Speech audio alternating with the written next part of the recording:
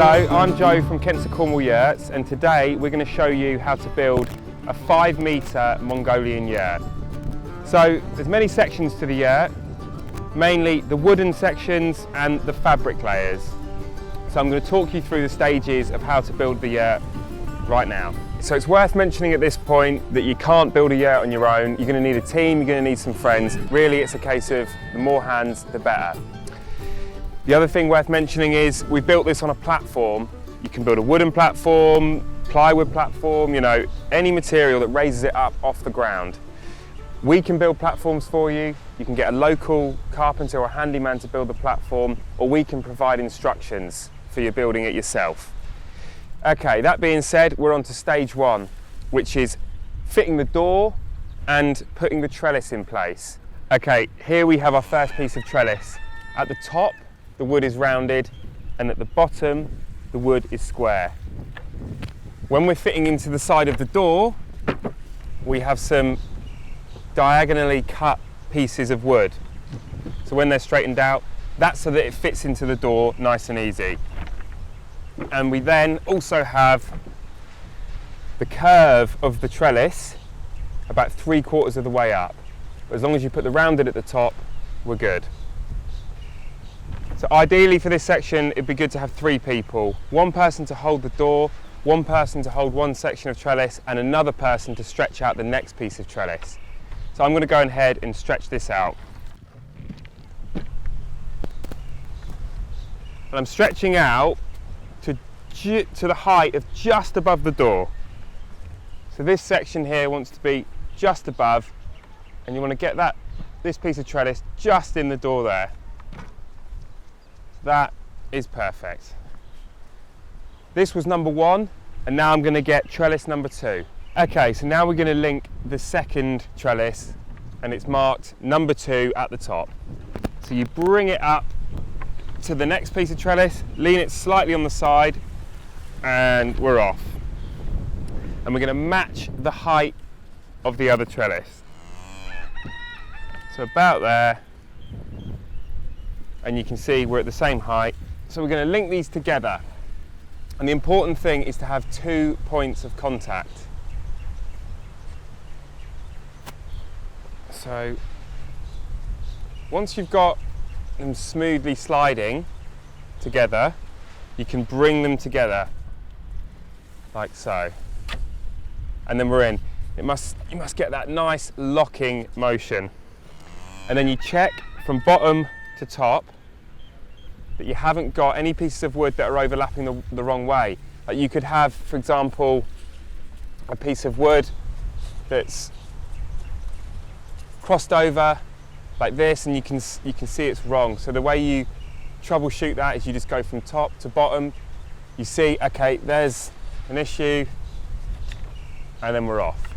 And you can now leave this trellis like this when we move on to the next one, because if you tie it up now, it can be very hard to adjust the height, and it's very important to get the same height all the way around the yurt before we tie. Okay, and now what we're going to do is we're going to do the exact same process with the other 2 pieces of trellis. There's 2 more links before we get back to the door. So we're going to work our way around, we're going to have a link here, and we're going to have a link on the other side of the yurt, and then we're done. Okay, now what we're going to do is we're going to spread out each piece of trellis to come and meet the door here. And it's very important at this stage that you get every bit of trellis level. So we're going to go and do that now.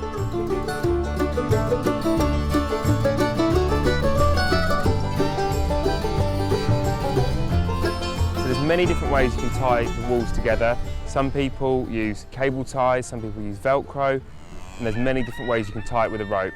Now we're going to use a simple rope design that I learnt in Mongolia. So we're going to start with a very simple overhand knot at the top left or top right, depending where the trellis is sat. So we're just going to tie that off.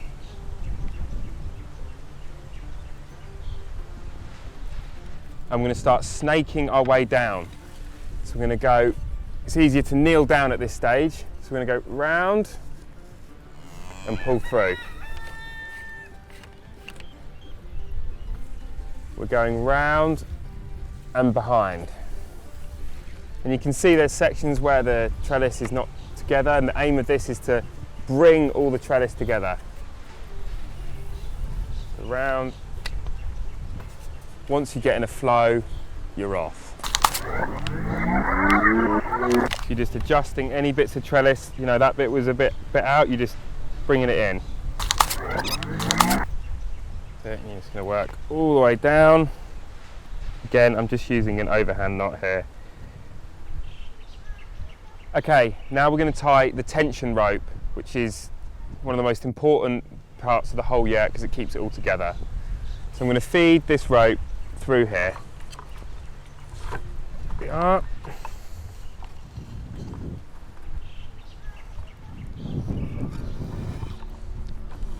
And I've already tied a loop here.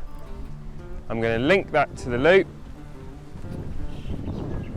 and then I can pull that nice and tight into the door. And then I'm going to do an overhand knot again, pull through to another loop, which I can then use to tie my tension knot to. I'm going to tie this strap on here, and I'm going to get a helper to run it round the top. So here's Tom, he's going to take that. I'm going to tie a knot in this side, and we're going to run this round the whole yurt and meet round at the door. And the loop that we've done exactly the same as the other side, we can bring that through, and then we can now use this as a tensioner. So you want to start off tighter rather than looser, and you can always loosen it afterwards. So I'm just going to pull that in, nice and tight, all the way around, and I'm just going to do a loop so I can easily undo it if needs be.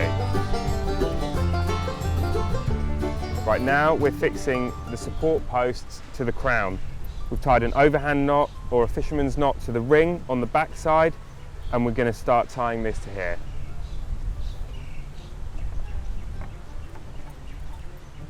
So we're going over, underneath the section of the crown there.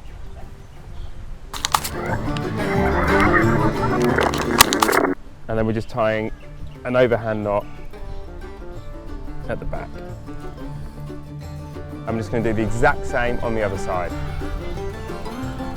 Okay, so it's worth noting here that you want to place the support post where there's no painting or carving. And then we're going to tie onto the ring here like we did on the other side. Just an overhand knot or a fisherman's knot, just to keep it in place. So now we're going to get, Tom's going to bring the post in, and we're going to line up the central point of the post with the post that's on the crown.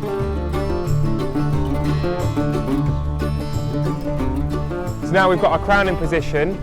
You can do this with 2 people, but with 3 it's a lot easier. So we're going to lean the crown back and bring the posts down to the floor. That's it. And then with 2 people supporting the posts and 1 person in the middle, we're going to raise it up.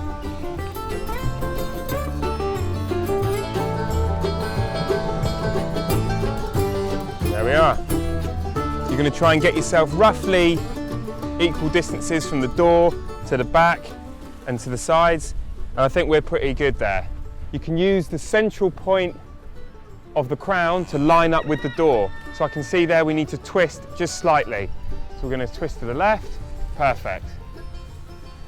Okay, so what we're doing now is we're going to be putting the roof poles into the crown and fixing them to the trellis. The way we do this to work out how they go in order is we count how many holes we have in the roof and how many holes we have in the door. Different doors, different yurts have different amounts. Here we have 6 sections for poles to go, so we count 6. 1, 2, 3, 4, 5, 6. And then we go 1 along, we know that's ours here. Here we are. We put the decoration facing down, not upwards. And we're going to go in there. The first one also helps us to get our guide for where the crown should be, so you might need to shimmy it a little bit. We then have this horsehair rope, which we pull onto the front section of the trellis, not the back. And then we're going to do the exact same on the other side of the door. and equidistant around the yurt.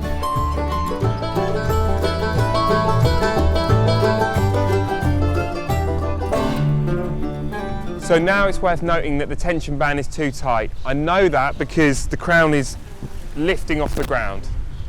So you know it's too loose if the poles are all falling out. So that's your troubleshooting.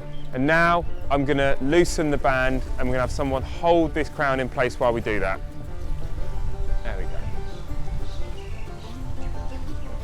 To loosen it, you just pull your knot free and slowly loosen. It can help to have someone around the yurt to help loosen the strap a little bit from the back and from the side. There you go. So we've loosened that little bit at a time.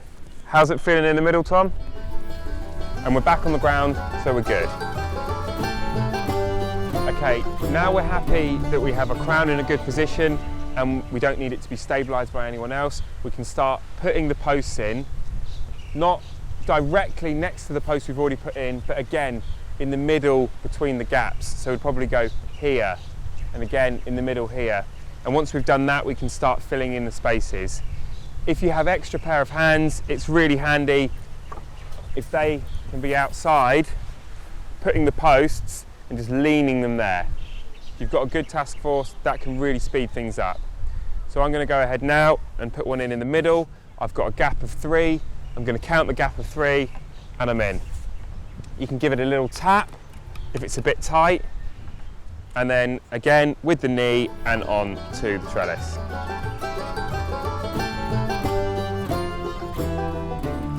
So here we have our 6 roof poles. They're numbered 1 to 6. That's because some of them are longer and shorter than others.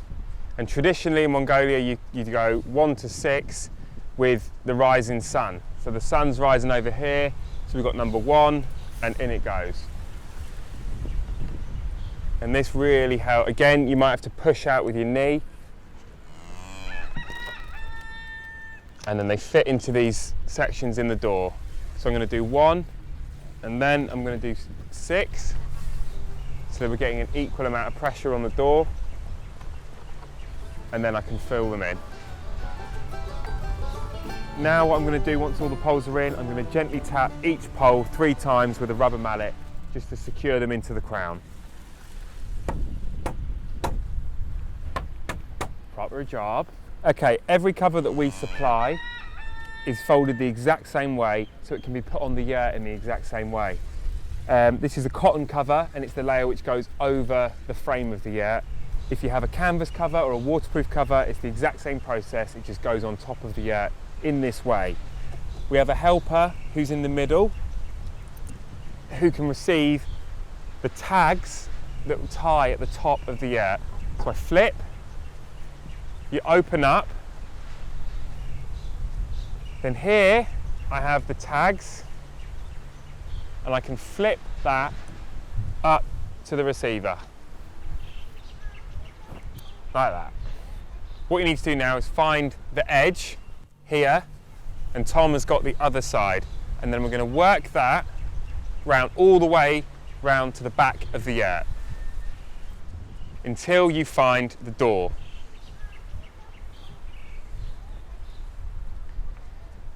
The person in the centre, it's important to keep hold of those straps because if they drop them, the whole cover will fall down. And then it's the case of just finding the other edge, which is here, and working that round. Okay, so now what we're doing is there's an overlap at the back. You can see that overlap. We've overlapped one under here, and then we're going to take this, loop it round and tie it off, and we're going to do the exact same with this other one, going the other way. Then we've got a complete seal of cotton all the way nice and tight into the crown. Okay, so as mentioned previously, we have 2 roof sections, 2 semicircular roof sections and 3 wall sections. We know the roof section from the wall section because on the edge it has been stitched. So you can get your two roof sections first. We're going to put them on top of the yurt, and then we're going to push under the wall sections. You can put the wall sections on first, but you have to lash over the top. If you're leaving the yurt up for an extended period of time, I would put the wall sections on first and then do the roof. But today, seeing as we're going to be bringing this yurt down in the winter, we're going to just do it the traditional Mongolian way of putting the roof section on first and then the walls. Okay, so this is the way we get it onto the yurt. We lay it out and we roll it up. So we're going to lift up our sausage of felt and we're going to put it onto the roof.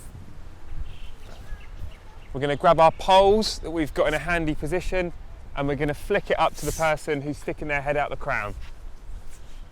They're going to receive it and roll it over. And at one point it will suddenly go. There we go. Then what we can do is we need to line it up. We do that just by pulling down.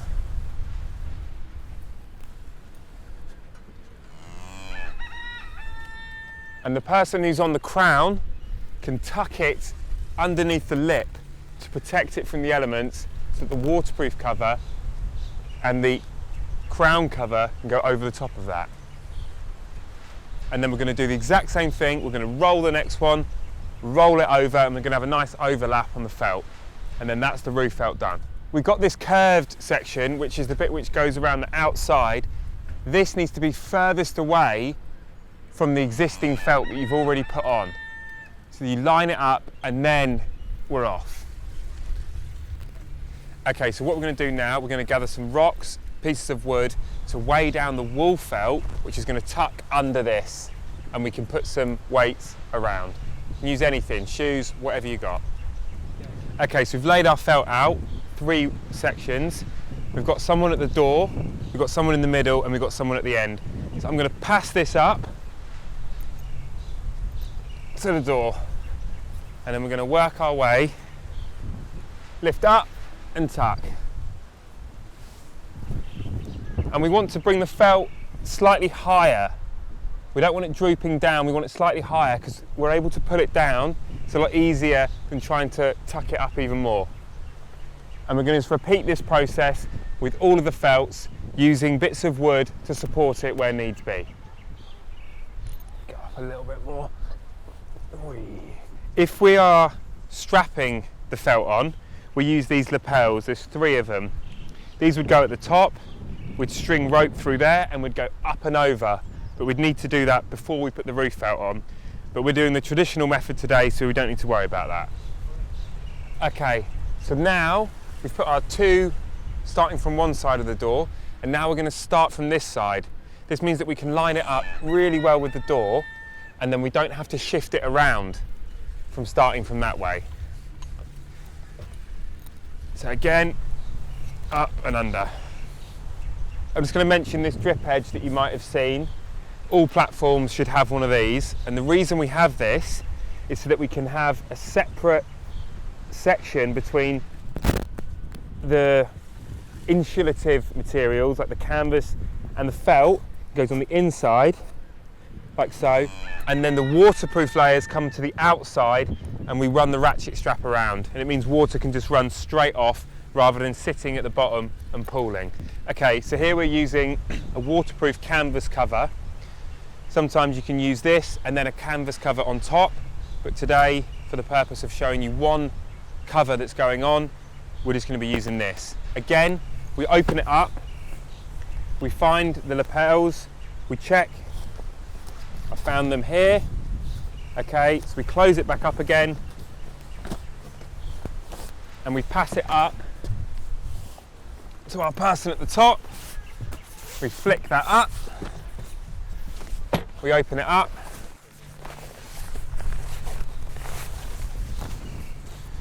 there we go.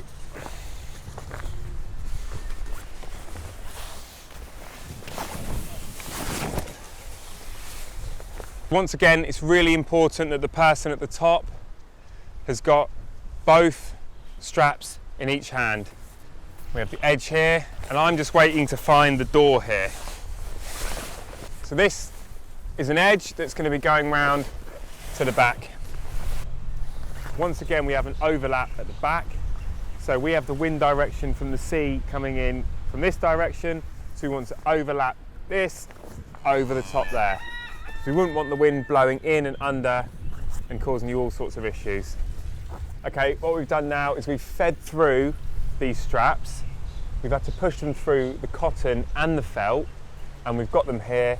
And all you're doing is you can tie it to pretty much anything, but we just tie them together like that. And then you're just going to get them up and out of the way. Okay, so we've got 3 rings, 3 each side of the door, and we're going to start with the top. All you need there is 1 overhand knot. And then I'm going to run this all the way round, and I'm going to show you a knot on the other side of the yurt. Okay, and now I'm going to show you the trucker's knot, a simple trucker's knot.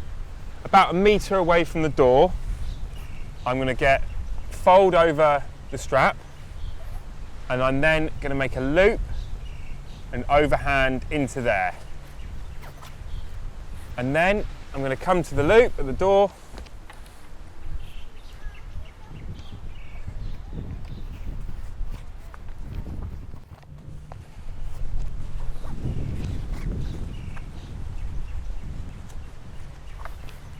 and I can come back to the loop,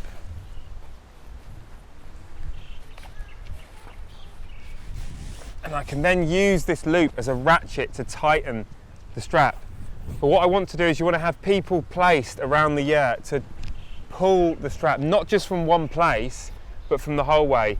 So we've got some help around the side, and on 3 we're going to pull it tight.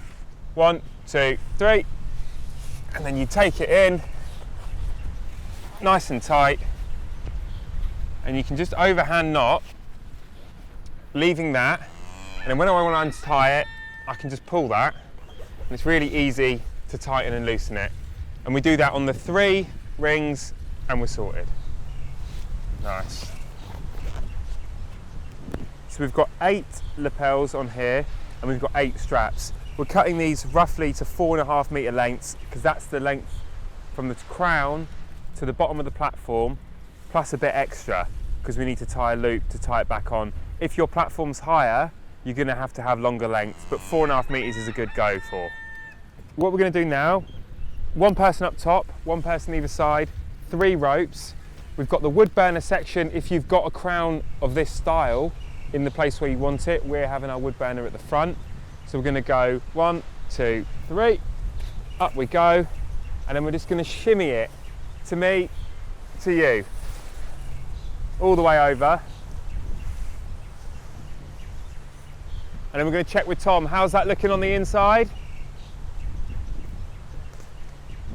Person on the insides, let us know where it is, and then we're happy there, and we're then going to tie these off. What I'm going to do here is I'm going to make another loop about at the bottom strap, so about there.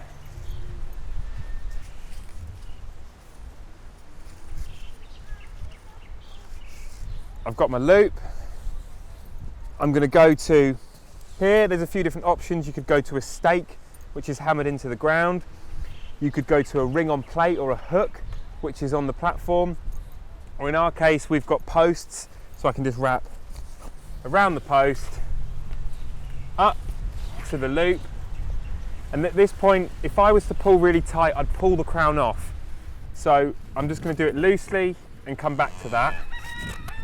I want to do that with every single one, and then I'm going to go round and have another person on the other side, and we're going to go 1, 2, 3, and with equal pressure pull down so that we keep the crown in the same place. We're going to do that all the way round in 4 places, because there's 8, and that'll be that. At this point, you can ask the person in the middle who's inside looking up to tell you if you need to shift it round a little bit.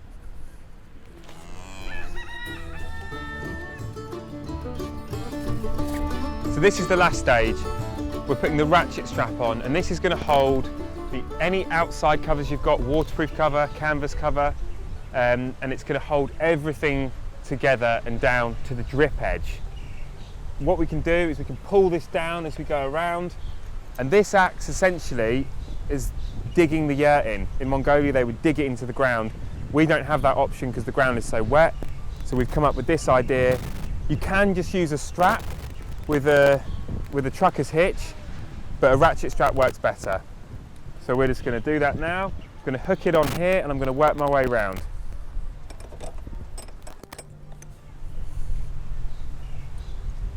Okay, so then I'm going to feed it through the ratchet. And what I find to do at this point is to not fully tighten it, but just to get a little bit of a bite, just a few cranks.